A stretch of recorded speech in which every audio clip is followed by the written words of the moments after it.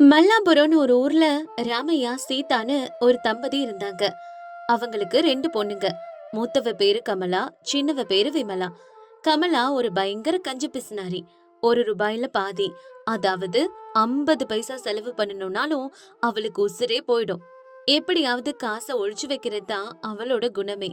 சின்னவ விமலா, இவ கஞ்சத்தனத்துல அக்கா விட ஒரு படி மேல. ரெண்டு பேருமே மத்தவங்க பொருளை பயன்படுத்துறதுல ரொம்ப கெட்டிக்காரங்க.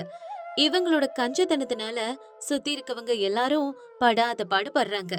கடைசியா இவங்களோட கஞ்சத்தனத்தினால இவங்களுக்கு நல்லது நடந்துச்சா கெட்டது நடந்துச்சான்னு பார்க்கலாம். சீதா, சீதா, எங்க இருக்க?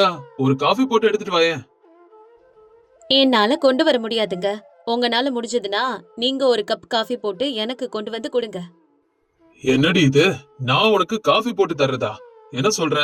நீங்க ரெண்டு செல்ல குழந்தைகளை பெத்து வச்சிருக்கீங்க இல்லையா, அப்படித்தான் நான் சொல்ல முடியும். என்னடி சொல்ற? அவங்களுக்கும் காஃபிக்கும் இப்ப என்ன சம்பந்தம்? அவங்க ரெண்டு பேரும் சேர்ந்துக்கிட்டு என்ன சமையல் கட்டுக்குள்ளே விட மாட்டேங்கிறாங்க. நான் உள்ள போனாவே சாமானெல்லாம் தீந்து போகுதாம். அதனால என்ன சமையலும் பண்ண விட மாட்டேங்கிறாங்க. அதான் நான் அப்படி சொன்னேன். உங்க புள்ளைய பண்ற அநியாயத்தை நான் என்னன்னு சொல்றது? ஓ, அதான் விஷயமா? நீ புள்ளையில பெக்க சொன்னா கஞ்ச பிசுனாரிகளை பெத்து வச்சிருக்க. அப்ப இப்படி எல்லாம் நடக்கத்தான் செய்யும். ஆமா, நான் தான் அந்த கடவுள்கிட்ட தினமும் பூஜை பண்ணி இந்த மாதிரி ரெண்டு கஞ்ச பிசுனாரிகளை பொண்ணுங்களா கொடுன்னு கேட்டேன். அதான் வந்து பிறந்திருக்காங்க. இவங்க இப்படி பேசிட்டு இருக்கும் போதே அந்த இடத்துக்கு கமலா விமலா வர்றாங்க. வந்துட்டீங்களாமா? கமலா, விமலா, வாங்கம்மா. இப்பதான் நானும் அம்மாவும் உங்களை பத்தி பேசிட்டு இருந்தோம். ஆ, கேட்டோம்பா. நீங்க பேசுறது எல்லாத்தையும் நாங்க கேட்டுக்கிட்டு தான் இருந்தோம். ஓ, கேட்டுட்டீங்களா? அது ஒண்ணும் இல்லம்மா. எனக்கு ஒரு கப் காஃபி குடிக்கணும்னு ஆசையா இருக்கு. அதே மாதிரி உங்க அம்மாவுக்கும் காஃபி குடிக்கணும்னு ஆசை. ஒரு 2 கப் காஃபி போட்டு தரக்கூடாதா? கொஞ்சம் 2 பேரும் போய் 2 பேருக்கு போட்டு கொடுங்கம்மா. அப்பா, உங்களுக்கு காஃபி குடிக்கிறது நல்ல பழக்கம்னு யாரு சொல்லி கொடுத்தது? அது நல்ல பழக்கமே இல்ல. அதுவும் இல்லாம காஃபி பொடி வாங்க நிறைய காசு கொடுக்கணும். அட, அதுக்கு கூட காசாமா இல்ல. சம்பாதிக்கிறதே நம்ம நல்லா சாப்பிடுறதுக்கு தானம்மா. இப்ப உங்களுக்கு காஃபி வேணும் அவ்வளவுதானே? ஒரு நிமிஷம் இருங்க, உடனே தரேன். அப்படி சொல்லிட்டு வெளியில போற கமலா காஃபி பொடியோட உள்ள வர்றா. அக்கா, காலி பாத்திரத்தை எடுத்துக்கிட்டு வெளியே போயிட்டு காஃபி பொடியோட உள்ள வர எப்படிக்கா?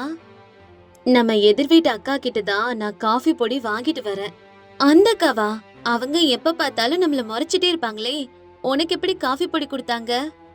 அந்த அக்கா கல்யாணத்துக்கு ஊருக்கு போயிட்டாங்களாம். வீட்ல அவங்க பொண்ணு மட்டும்தான் இருக்கு. அதுகிட்ட 4 கதையை சொல்லி 4 நாளைக்கு தேவையான காஃபி பொடிய வாங்கிட்டு வந்துட்டேன். எப்படி என் சாமர்த்தியம்? என்னது, 4 நாளைக்கு தேவையான காஃபி பொடிய வாங்கிட்டு வந்தியா? அப்ப நானும் போறேன். காஃபி போடலான்னு பார்த்தா நம்ம வீட்ல இருக்க பூனை பால் எல்லாத்தையும் குடிச்சிருச்சு. ஒரு கிளாஸ் பால் குடுங்கக்கான்னு கேட்டு வாங்கிட்டு வருவாக்கா. சொல்லுக்கா. வேணா விமலா, கொஞ்சம் கேப் விடு. மத்தியானம் வேற ஏதாவது கேட்டு வாங்கிக்கலாம். இல்லைனா நம்மள பத்தி அவங்களுக்கும் தெரிஞ்சிரும். ஏற்கனவே இந்த காலனில நம்மள பத்தி தெரிஞ்சு ஒருத்தரும் உதவி பண்ண மாட்டேங்கிறாங்க. அட்லீஸ்ட் இவங்க ஒருத்தர்கிட்டயாவது அப்பப்ப நம்ம வாங்கிக்கலாம். ஏம்மா தாய்ங்களா, நீங்க பிச்சை எடுத்துட்டு வந்த கதைய அப்புறம் பேசலாம். எங்க 2 பேருக்கும் கொஞ்சம் காஃபி தண்ணி குடுக்குறீங்களா? இதுக்கு தான் காஃபி குடிக்க வேணான்னு சொல்றது. பாத்தீங்களா, உங்க பேச்சே உளருது. கேட்டு வாங்கிட்டு வரதுக்கு பதிலா பிச்சை எடுத்துட்டு வரதுன்னு சொல்றீங்க. இனிமே நீங்க காஃபியே குடிக்க கூடாது, சரியாமா?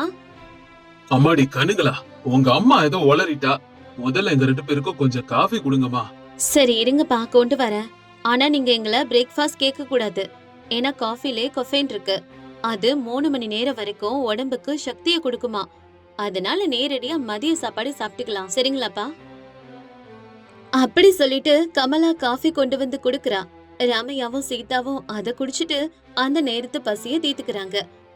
விமலா, வீட்ல ஒரு காய்கறி கூட இல்ல. மதிய சாப்பாட்டுக்கு சமைக்கணும்னா காய் வேணும். மார்க்கெட்டுக்கு போய் காய்கறி வாங்கிட்டு வரலாமா?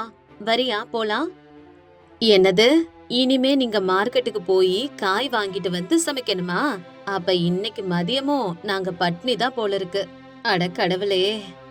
என்னம்மா நீ கொஞ்சம் கூட பொறுமையே இல்லாம இருக்கா? ஏதோ இப்பவே போயிட்டு காய் வாங்கிட்டு வரோம். 1 மணி நேரம் பொறுத்துக்கோ.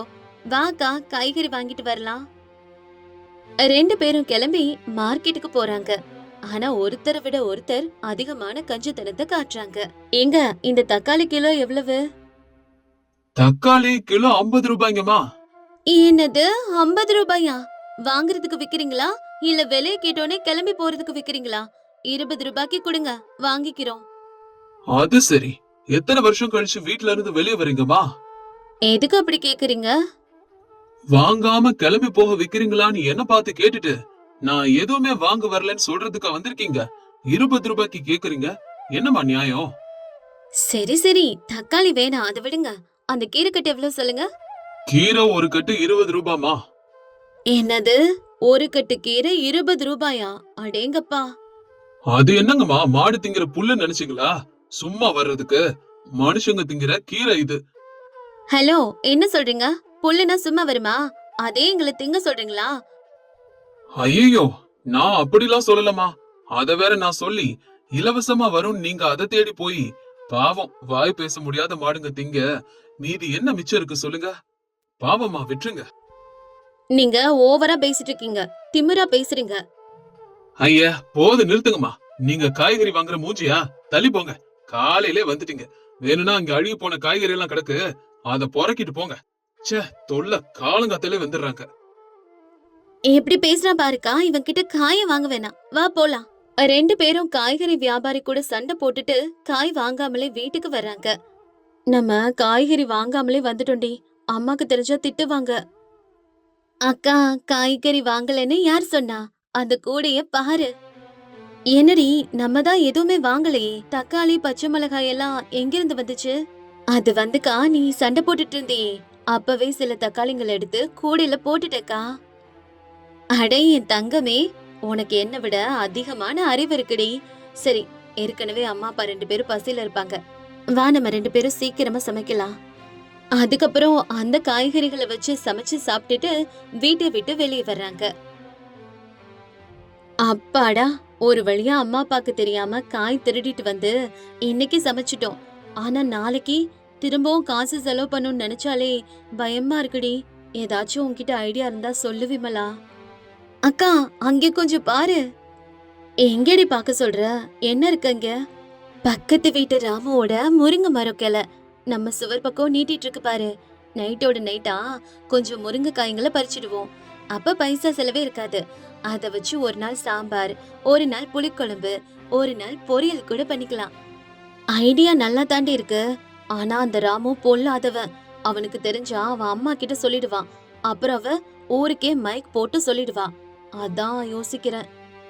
அட பயப்படாதக்கா, நைட் எல்லாரும் தூங்குனதுக்கு அப்புறமா பறிச்சுட்டு வந்துடலாம். நான் இருக்கேன்ல, எதுக்கு பயப்படுற?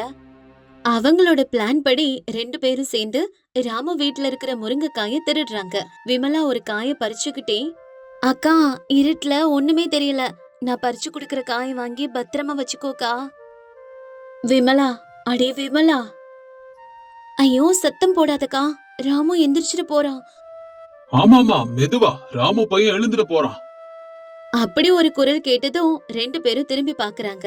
அங்கே ராமையா நிக்கிறாரு. உடனே 2 பேரையும் கைய புடிச்சு வீட்டுக்கு கூட்டிட்டு போறாரு. பாத்தியா சீதா, இவங்க எவ்வளவு கீழே இறங்கிட்டாங்கன்னு. இத்தனை நாளா கஞ்சத்தனமா இருக்காங்கன்னு தான் நான் நினைச்சேன். இப்ப திருடவும் ஆரம்பிச்சிட்டாங்க. பாத்துக்க. அப்பா, அது வந்துப்பா. நீ வாய மூடு கமலா. மூத்தவளா இருந்துட்டு இப்படி திருட்டு வேலை செய்ய உனக்கு வெக்கமா இல்லையா? நான் உன்னை அப்படி நினைக்கல. இதுல அக்கா தப்பு எதுவுமே இல்லப்பா, நான் தான் திருடலான்னு ஐடியா கொடுத்தப்பா. விமலா சொன்னதை கேட்டு சீதா அவளை அடிக்கிறாங்க. சீ, வாய மூடு. இன்னும் வெக்கம் இல்லாம பேசுறியா நீ? இத்தனை நாளா உங்க கஞ்ச பிசுனரித்தனத்தால நாங்க எவ்வளவு கஷ்டப்பட்டோம்னு தெரியுமா? நம்ம பிள்ளைங்க தானேன்னு பாத்துக்கிட்டு வாய மூடிட்டு இருந்தோம்.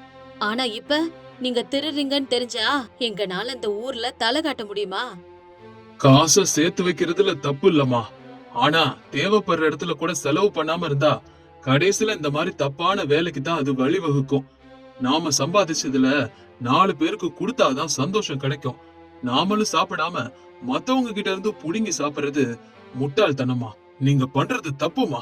அப்பா சொன்னதை கேட்டதும் கமலா விமலா 2 பேரும் அழுதுகிட்டே இப்படி சொல்றாங்க. அப்பா, எங்களை மன்னிச்சிடுங்கப்பா.